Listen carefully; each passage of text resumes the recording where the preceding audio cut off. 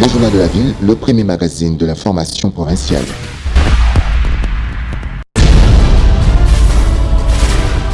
Tout de suite, le journal.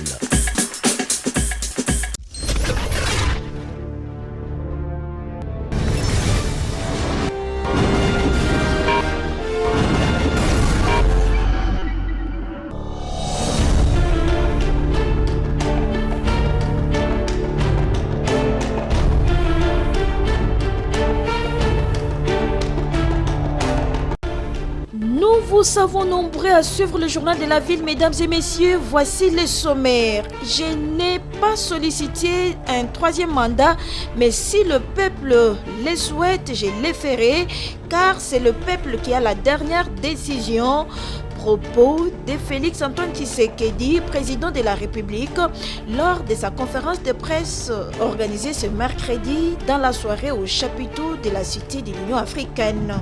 Et de leur côté, les opposants congolais n'ont pas tardé à réagir face à cette conférence de presse. Sur leur compte X, Claudel Loubaya, Seth Kikouni, Jean-Marc Kabunda Kabound et Délice Sanga rejettent le propos du président de la République concernant un éventuel troisième mandat et la question de la révision de la Constitution de la République. Et l'opposant Martin Fayoulou, leader de la coalition Lamuka, quant à lui, annonce une conférence de presse pour ce vendredi. C'est tout pour les sommaires, mesdames et messieurs. Encore une fois, bienvenue dans ce journal. Le Journal de la Ville, le premier magazine de l'information provinciale.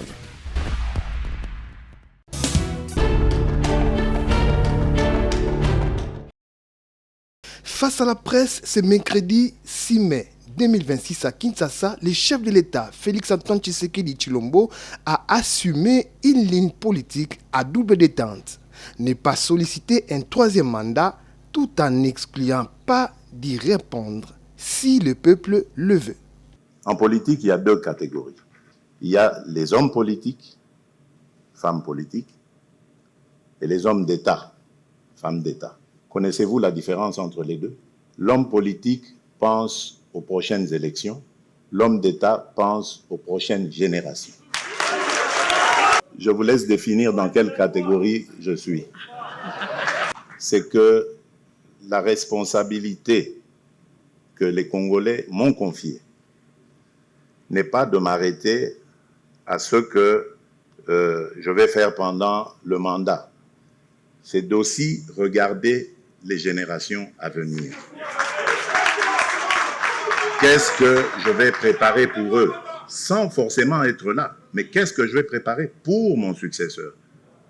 Qu'est-ce que je vais faire pour que celui qui va me succéder ou celle qui va me succéder ait aussi la facilité? Parce que moi, je vous dis, moi, je me mettrai à la disposition de mon successeur. Je n'irai pas prendre les armes contre lui. Et à la disposition de la République. Je pense que c'est dans cette optique qu'il faut regarder les choses. Qu'est-ce qui est bien pour nous dans cette Constitution? Faut-il la garder ou pas? Qu'est-ce qui nous interdit de nous pencher dessus et regarder cela? C'est ça. Alors la chose qu'il ne faut pas faire, c'est de lier cet exercice à un troisième mandat. Je n'ai pas sollicité de troisième mandat, mais je vous le dis, si le peuple veut que j'ai un troisième mandat, j'accepterai. Mon vœu le plus ardent est que cette République recouvre sa stabilité, recouvre sa dignité et que l'on mette la République démocratique du Congo sur de bons rails. Donc, oui, moi, je suis pour l'analyse, prendre des experts qui vont étudier cette constitution parce qu'il y a beaucoup de difficultés à cela. Et cela ne doit pas être lié à un troisième mandat quelconque. Je serais heureux de terminer mes deux mandats en laissant ce pays sur de bons rails, surtout en lui léguant la paix. Mais si les Congolais me demandent de revenir au front, je suis à leur disposition tant que Dieu me donnera l'énergie nécessaire. Si changement, révision ou tout ce qu'il y a doit se faire, ce ne sera jamais sans consulter la population, le peuple congolais, c'est-à-dire par référendum. Le président de la République, Félix-Antoine Tshisekedi Tshilombo, a aussi insisté que les élections de 2028 ne pourront pas s'organiser sans les Nord et les Sud Kivu. Si on ne peut pas terminer cette guerre, malheureusement, on ne pourra pas organiser des élections en 2028, mais ce ne sera pas parce que j'ai refusé de les organiser. Les ressources sont là, on peut le faire. Mais on ne va pas les organiser sans les Nord et Sud Kivu quand même. Vous conviendrez avec moi. Comment est-ce qu'on va organiser les élections ?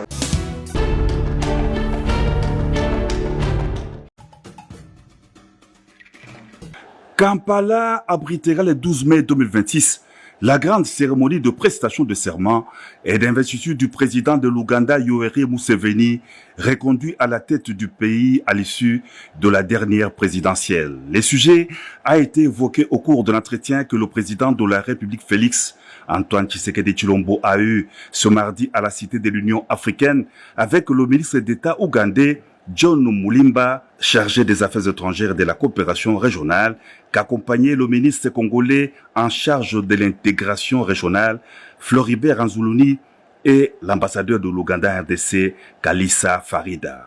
Plusieurs chefs d'État africains sont invités à cette cérémonie. Pour le ministre d'État ougandais, la cérémonie de Kampala s'avère une occasion de raffermir les relations bilatérales entre la RDC et l'Ouganda, avec la mise sur pied d'une commission mixte, la signature des protocoles d'accord d'un mémorandum d'entente à marge de la cérémonie de prestation des serments, a renchéri l'homme d'État ougandais.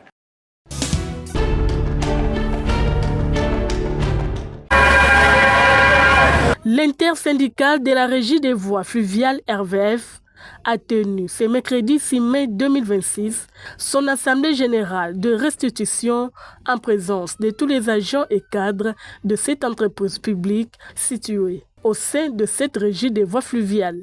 Si tu parles, si tu ne parles pas, alors parle et l'air. Par le biais de son président de la délégation syndicale Martin Malobo et de tous les bons syndicats, plusieurs points ont été abordés, notamment la convention collective, le nouveau barème salarial, la sécurité sociale des travailleurs et tant d'autres. Le syndicat a, à travers cette assemblée, mobilisé les travailleurs sur plusieurs démarches entreprises auprès des autorités qui aboutissent déjà avec l'implication du président de la République, notamment avec la cotisation sociale qui sera retirée à la base. Par ailleurs, l'intersyndicale s'est engagé dans l'amélioration des conditions salariales des travailleurs dans le but de lutter contre l'inégalité sociale au sein des entreprises publiques. Désormais, la sécurité sociale des travailleurs de la régie des voies fluviales est assurée, affirme le président de la délégation syndicale, Martin Malobo.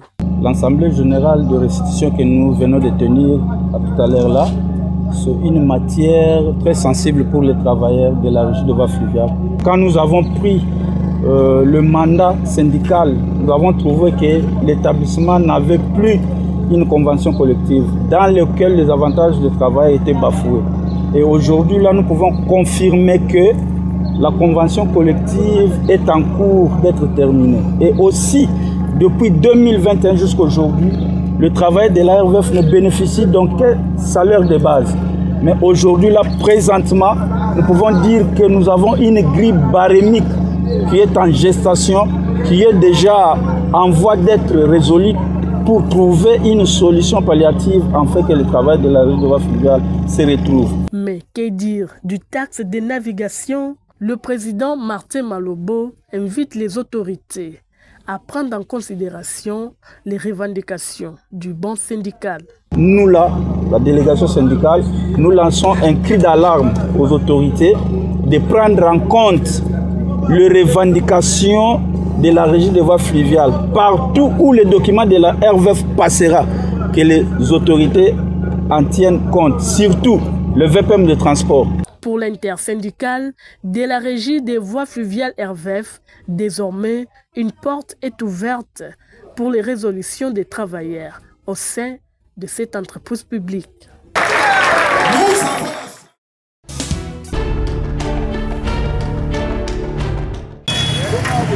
Les conducteurs de taxis, taxibus et chargeurs du quartier Pompage sont déterminés à rendre ces quartiers propres.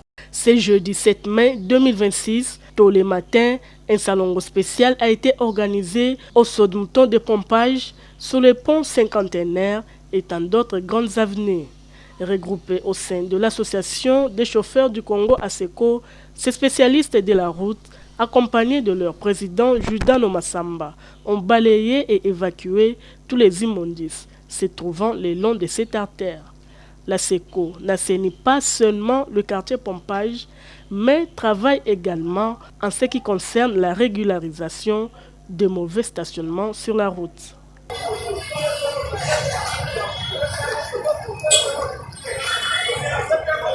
L'objectif de cet assainissement est de rendre le quartier Pompage propre, tel que nous explique Judano Massamba, président sectionnaire ASECO Pompage. Toujours na vision, il y a chef de l'État. Alingi salité, alingi mboka, ça toujours propre. Il y a une vision, nous devons continuer, ça on a Pompage. Donc partout où on a salité, en tout cas, nous devons bon ça. Ah, tu as un pont. Bon, c'est très sale, il y a un monte bon tiens au lélo. Tu as juste na rond-point. Tu as na rond-point, bien que ma maman a songi li susu, mais tu as le mbaté to ça la sale.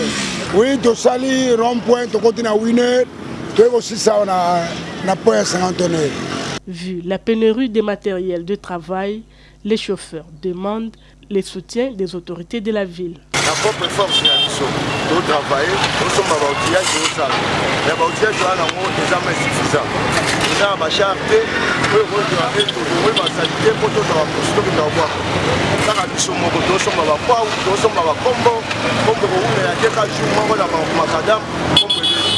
chaque fois nous sommes à la gouvernement a aidé Bisso à son outillage, nous avons force de travailler, peut-être travailler. Mais na CP na initiative on a moni ya bato ASECO parce que trop de bouteilles, trop de saleté, mais vraiment chaque samedi na CP makasi pour ndenge bato ko sala salon oyo. Alors surtout moni que chaque association na place bango bazali bazo ko entretenir la quantité propriété comme dans la ville de Kinshasa. Les salons au quartier Pompage continuent avec l'ASECO. La population est invitée aussi à emboîter les pas, car il en va aussi de leur bien-être.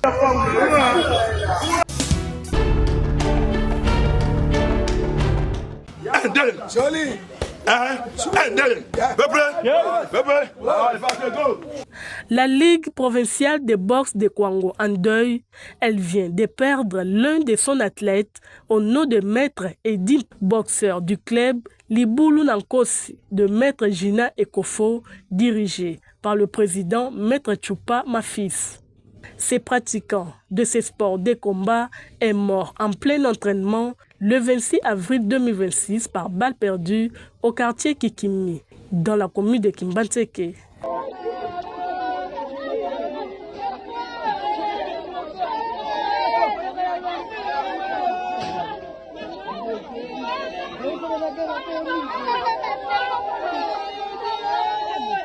La scène s'est déroulée devant tous les membres et athlètes de ce club. Selon les témoins sur place, les boxeurs est victime des balles perdues de la police. Ils demandent que la justice fasse son travail et que la famille du défunt soit remise dans ses droits. Grand maître Nabiso, Babomaka Ipenandeli, Nabasoda. Donc, Azokende, Batubiendeli, Akoufi. Cette fois-ci, Mokope Abankosi, Kokonaye, Babomi Perisuna Basoda. Donc, Tozalaka sans violence. Nous demandons tout simplement la justice à Mboka Nabiso parce que le sport est une émergence. Il y a jeunesse. Tu travailles pour la jeunesse, tu travailles pour l'encadrement de la jeune. Bisso va mettre tous en pour soutenir le gouvernement de Bisso, président de la République, pour que Azali, première personne pour soutenir la jeunesse. Nous faisons que les soutenir dans l'action de Bisso et le sport. Mais fort malheureusement, mon Bisso azali tombé victime na la police na biso na balle perdu dans la police na biso tozokosenga epai ya leta na biso ayeba na kosala justice oyo akufi aza père des enfants atiki mwasi atiki bana champion Edi Bara yeyo muyumba mutamakofi azalaki toujours serré na ngai misala na biso ya parti tote moral Jonathan Watabia Losuka liso Fachi na Chango tika biso tote moral andela biso likambo oyo atiki mwasi atiki bana atiki famille vraiment toza na pena ensemble toujours les laïcs. Le boxeur Edim laisse derrière lui une femme et des enfants. La Ligue provinciale des boxe de Kwango continue de pleurer son soldat mort, arme à la main, avec gants en main.